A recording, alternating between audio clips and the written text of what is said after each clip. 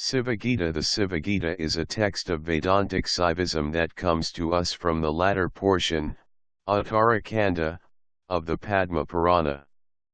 In many ways, it is a text not unlike the Bhagavad Gita, except the focus is fully on Shiva. In the Shiva Gita, the teacher is Lord Shiva and the disciple is Sri Rama, and the narrator is Sudha. The Shiva Gita begins with episode from the Ramayana epic, where Rama is despondent over the loss of Sita. At this time, Rama is visited by sage Agastya, and the sage prescribes to Rama that he should observe a special vow called the Pasupata Vrata. By observing this vow, Agastya promises that Rama will have a vision of Lord Shiva, and will receive the Pasupata Astra, weapon, without which Ravana cannot be defeated. Rama performs the vow and at the end of 4 months receives a divine vision of Shiva. Shiva presents Rama with the Pasupata Astra, and Rama in turn asks Lord Shiva a series of questions. The dialogue between Rama and Lord Shiva makes up the bulk of the Shiva Gita. Chapter 6. Glory of God. Rama said, O Lord, having heard you declare that you are the creator of the world, a great wonder wells forth in me. You are the Lord with the moon on your crest, with 3 eyes and as radiant as pure crystal.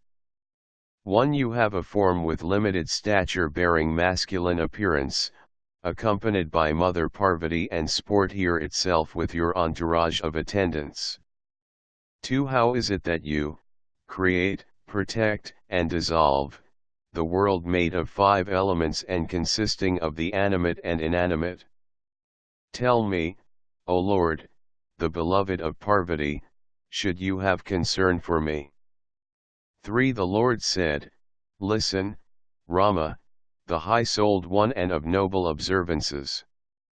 I will tell you that which is difficult to comprehend even for the gods, and which can be understood only by continence and by effort, and through which you will with ease cross to the other shore of the sea of births and deaths. 4. The 5 elements, the 14 worlds, the oceans, the mountains, the demons, and the sages, those that are seen as unmoving, like trees, and those that move, creatures, the Gandharvas, the Pramathas, the Nagas, all these are my glorious manifestations. 5-6 In ancient days, the gods like Brahma, desirous to see my personal form, churned the ocean, as a team, using the Mount Mandara, the dearest to me. 7 The gods, standing in front of me, praised me with folded palms. On seeing me thus, the gods were deluded by me, and the intelligence of Brahma and the other celestial beings was obscured. 8 Remaining ignorant, they repeatedly asked me, Who are you? Then I told the gods, I am that primordial being. O gods! I was the first of all. I am so even at the present, and I will be so in the future too. There is nothing other than I in this world. 9-10 O leaders of gods! There is nothing whatever other than myself, either permanent or impermanent. Faultless, I am the Lord of the Vedas and of Brahma. 11 O leaders of gods! I extend unto the south, unto the north, unto the east, and the west, above and below. I am the terminal and the intermediate directions. 12 I am the Savitri and the Gayatri, I am woman, man, and neuter, the meters of Tri. Up, Jagati, Anu. Up, Pa, Kti and the 3 Vedas. 13 I am the truth among all, the phenomena, the tranquil, the 3 household fires, scriptural study and ritual, the preceptor, the speech, the secret, the heaven and the Lord of the world. 14 I am the foremost, the preeminent among all the gods, greatest of knowers of truth, am the Lord of the waters, am the noblest, the supreme one with 6 attributes, the ruler, Isa, the light, and the first cause of the all. 15 I am the Rg Veda, the Ajur Veda, the Sama Veda, the Atharvaveda, full of sacred mantras, and similarly the distinguished Angaras all originate from me. 16 I am the Itihasas, the Puranas, I am the Kalpa, rituals, and the performer of the rituals. I am the Narasamsi, hymn of Rudra, I am the Gatha, hymn praising Vedic ritual. I am meditation and the secret wisdom. 17 I am the Vedic verses, the aphorisms, sutras, the sub-commentaries, I am the commentaries. Similarly, I am the sciences, the Vedic sacrifices, the oblation and the substances offered. 18 I am the giver as well as the gift, I am this world and the world hereafter, I am the imperishable and the perishable, I am control of senses and of the mind, I am the indweller of the senses. 19 I am the hidden secret in all the Vedas, I am the forest and I am the unborn. I am the nourisher and the pure, I am the middle and anything beyond it. I am the exterior as well as the interior, I am the front and the imperishable. 20 And I am light as well as darkness. I am the subtle elements and the senses. I am the intellect and the ego. Verily, I alone am all the objects of experience. 21 I am Brahma, Vishnu, and Mahisa. I am Uma, Skanda, and Vinayaka. I am Indra, Agni, and Yama. I am Nir, Iti, Varuna, and Vayu. 22 I am Kabura and Isana, the worlds of Bhu, Bhuva, Svaha, Maha, Jana, Tapa, and Satya.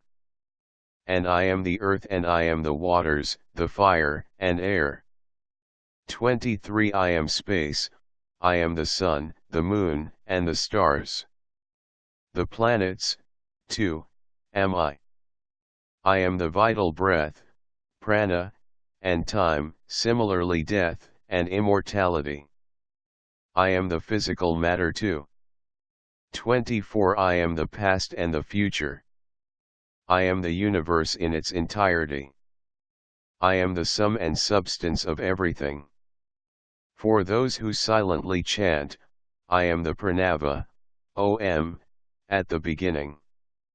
I am the Vyaharitas, Bhu, Bhuva, Svaha in the middle, and then the Gayatri at the end.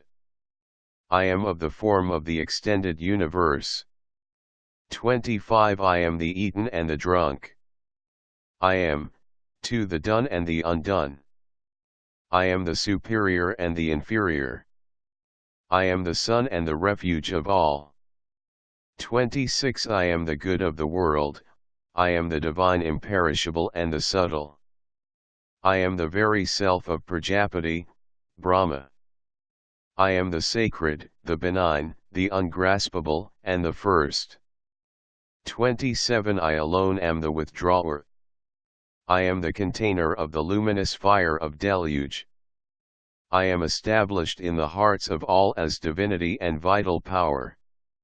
28 I am the very Pranava, Omkara, considing of 3 Mori, A, U, M, whose head is the north, feet the south and the middle is all that is in between. 29 I am truly the Pranava, Omkara, 1, eternal and ancient because I lead, pious souls, upwards, to heaven, and send them down, when their merit is exhausted. 30 I am called Pranava because in the act of sacrifice I am Brahma, directing the sacrifice, make, the Ritvaks, render obeisance to the Brahmanas, or Arji, Yajas, and Samavedas. 31 Just as ghee pervades a piece of meat and makes the body, of the eater, grow, I, pervade, similarly all the worlds, therefore, the pervader of all am I. 32 Because Brahma and Vishnu, and other deities did not see the beginning or end to my form, Jyotirlinga, I am called the Infinite. 33 Since I save my devotee from the ocean of dread of being born in a womb, old age, death, and the cycle of births and deaths, I am called the Savior. 34 I dwell as the soul in the four kinds of bodies, born of womb, of egg, of sweat, and of the earth. Taking a subtle form I live in the heart. Hence, I am called subtle. 35 I illuminate the devotees immersed in the primeval darkness, of ignorance, with my incomparable light, like a flash of lightning. Therefore, I am known as lightning. 36 Since I alone create and dissolve the worlds, make, the souls, go from one world to another and bestow grace, I am the only Supreme Lord. 37 Since there is no second to that transcendent Brahman, which withdraws all the beings into itself, I, that Brahman, alone exist as Rudra. 38 Since I rule all the worlds with my wondrous powers, I am the Isana, ruler, of this world, the Lord, and the witnessing eye. 39 The scriptures extol me, as Isana, as Indra, as Brahma, and the Lord of all at all times, and the Lord of disciplines and knowledge. Hence, I am called Isana. 40 I behold all beings, I teach the knowledge of the self and the path, to that knowledge. I pervade everything. Therefore, I am called Bhagavan. 41 I perpetually create, protect, and dissolve all the worlds and enliven them all. And hence I am the great Lord.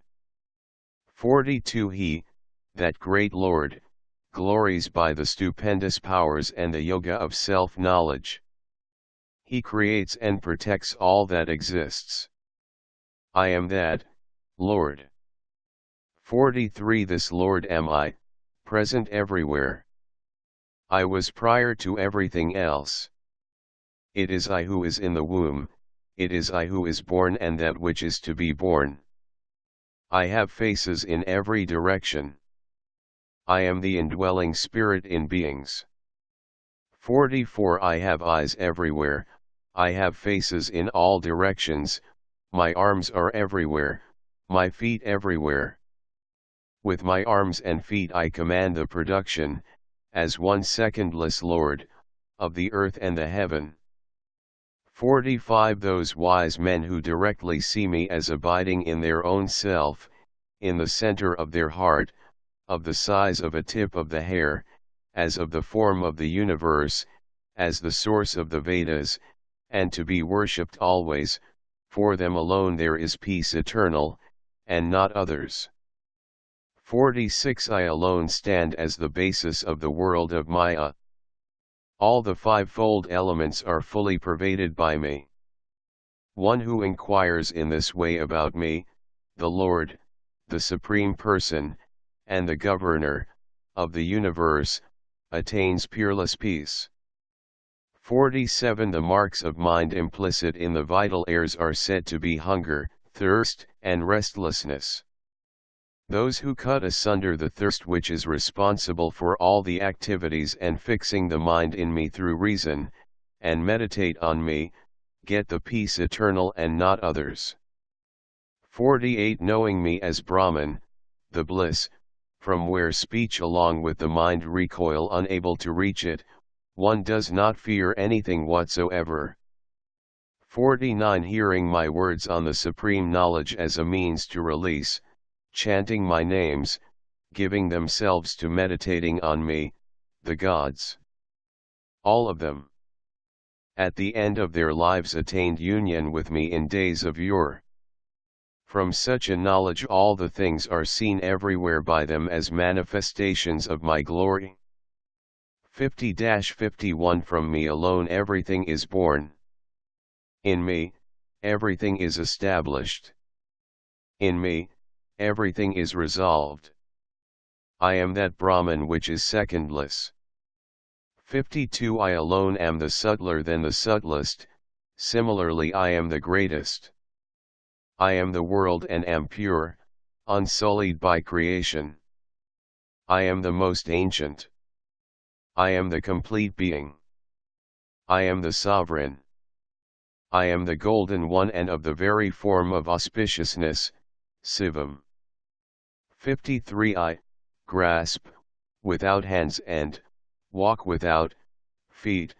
I am that inestimable power. I see without eyes, I hear without ears. I am every manifest form and there is no one who knows me. I am ever the consciousness. 54 I am alone the one who revealed by all the Vedas. I am the author of Vedanta, and I am alone the knower of the Vedas. There is no merit or demerit in me, there is no destruction for me, nor are there births, bodies, senses, and intellects for me. 55 The earth, water, fire, air nor space, the five elements, find no place in me. Thus knowing the nature of the Supreme Self indwelling in the cave of the heart, partless and secondless, witness unto all, devoid of cause and effect, one attains the pure Supreme Self, that I am. 56 O Rama of great intelligence. One who knows me truly, he alone, and none else, in all the worlds attains the fruit of liberation. 57 Thus ends the 6th chapter called The Glory of God in the Shiva Gita, which is an Upanishad delivering Brahmavidya and a Yoga Sastra occurring as a dialogue between Shiva and Rama in the Padma Parasa. Rama said, "What was asked by me, O all-pervasive Lord, that stands as such. Here, an answer was not received from you by me at all, O great Lord. 1 Your body, O Lord. Being of limited measure. How is it the origination of all beings, their maintenance and dissolution? 2 How are the deities bound to their respective duties stationed in you? How is it that all of them are one with you? How is it that the 14 worlds are one with you? 3 O Lord. Even after hearing it from you, there is a great doubt in me. You must deign to dispel the doubt in my mind which suffers from incomprehension." For the Lord said, "Though the seed of the banyan tree is very tiny, the huge banyan tree always existed in it. Otherwise, how can that tree come out of that seed?" 5 Similarly, O Rama, the origination and dissolution of the beings take place in my body. Even a large mass of salt easily dissolves in water and is no more visible, but when that water is boiled, that salt appears as before. 6 Just as light emanates every dawn from the solar sphere, similarly all the universe originates from me, exists and then merges in me. Everything is in me, O Rama of noble resolves. Know it thus. 7 Rama said, "O great Lord. Just as for a person confused regarding directions, the confusion is not removed even when correctly informed, similar is my delusion. What shall I do?" 8 The Lord said, "O Rama. I will show you how all this, the moving and the unmoving beings of the world subsist in me. But you will not be able to see this. O son of Dasaratha, I will endow you with divine vision. Through that, shedding all fears, behold the expanse of everlasting luminosity of mine. 9 to 10 My majesty cannot be perceived through physical eyes either by human beings or by celestial beings without my grace." 11 Sutta said, having said thus, the Lord blessed him, Rama, with divine vision. Then he, Rama, saw the form of the Lord resembling subterranean fire. 12 Seeing that form, luminous like millions of lightning flashes and striking intense terror even among the brave, Rama in sheer fright, collapsed on his knees to the ground.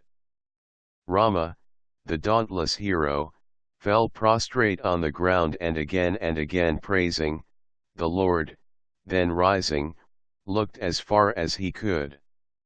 Rama saw the form of the Lord, the destroyer of Tripura, with sidereal universes inside it looking like Sparrows, in constellations of luminous blaze.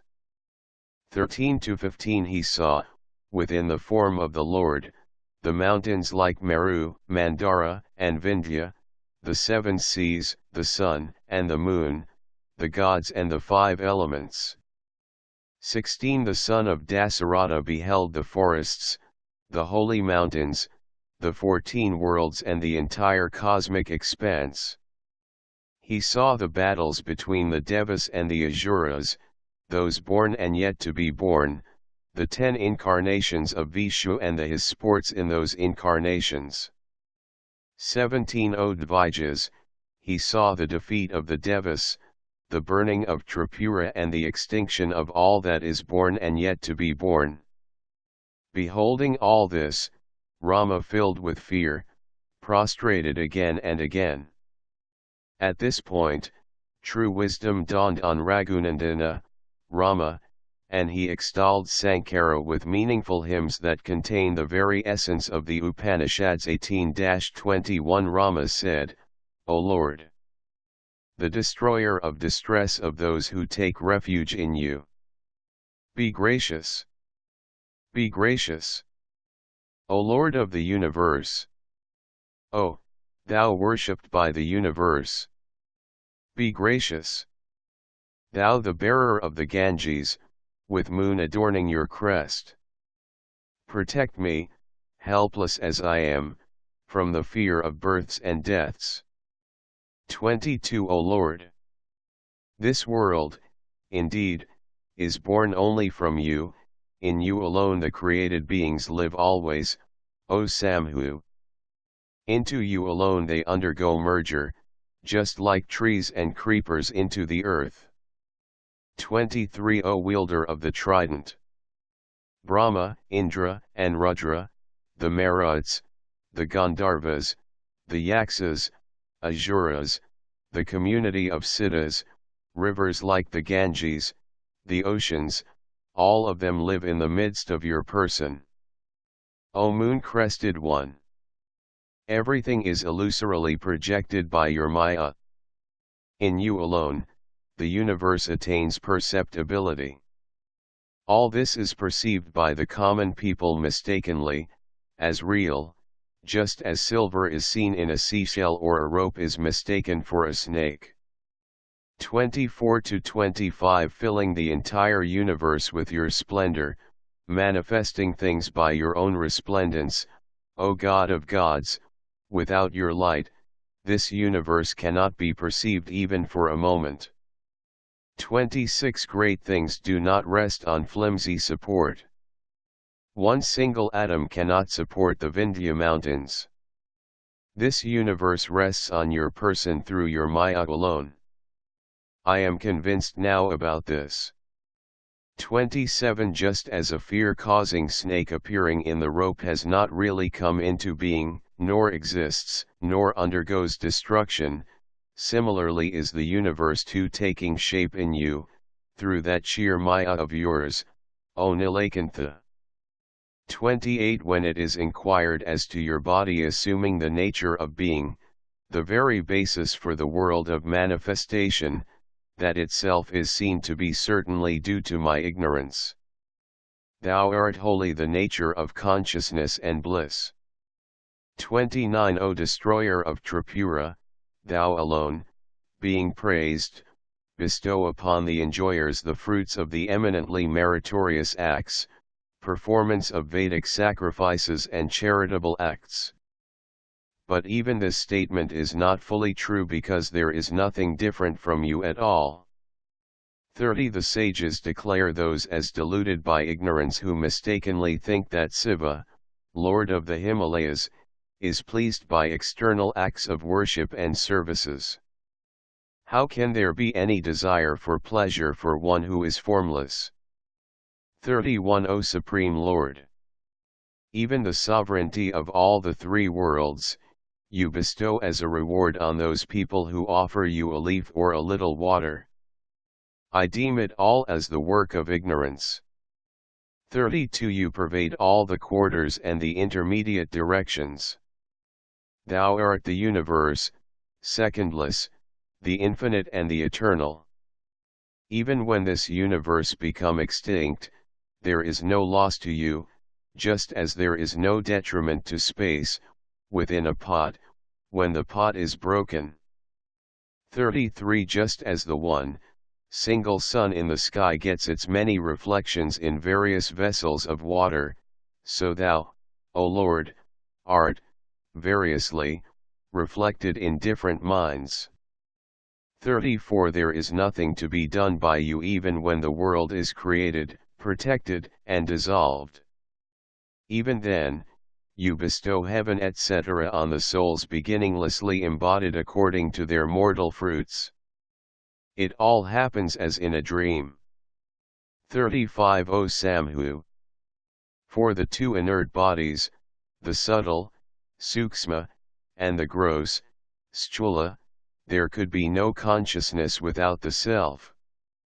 Therefore, the scriptures, O enemy of Tripura, speak of pleasure and pain experienced through your reflection in them.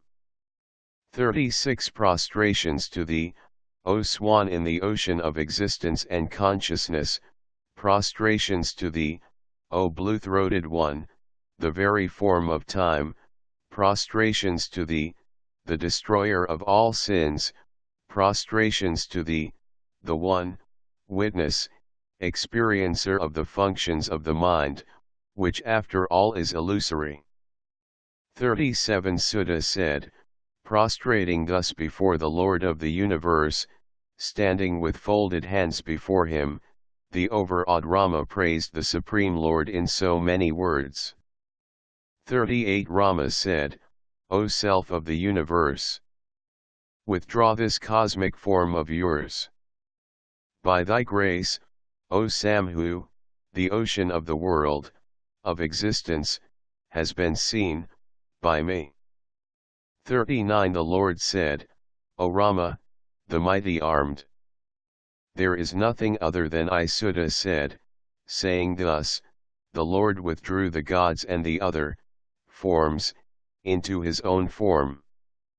40. Closing his eyes in sheer delight, Rama again opened his eyes and saw the Lord standing over the tiger skin on the crest of the Himalaya mountain. Rama saw Lord Nilakantha with 3 eyes and 5 faces, donning the tiger skin, his person adorned with sacred ash, wearing the serpents as his bracelets and sacred thread, wearing matted locks, blazing like lightning. He saw, the one, the Lord of the universe, with moon on his crest, the supremely adorable, assuring freedom from fear, with 4 arms, holding a battle axe, with a deer in one hand. 41-44. Then prostrating, Rama, at the Lord's command, sat in front of him. Then, the God of gods told Rama, whatever you want to ask, O Rama, you can ask of me. There is no preceptor for you other than I. 45. Thus ends the 7th chapter called The Vision of the Cosmic Form in the form of a dialogue between Shiva and Rama in the Shiva Gita, an Upanishad delivering Brahma Vidya, and a Yoga Sastra occurring in the Padma Purana.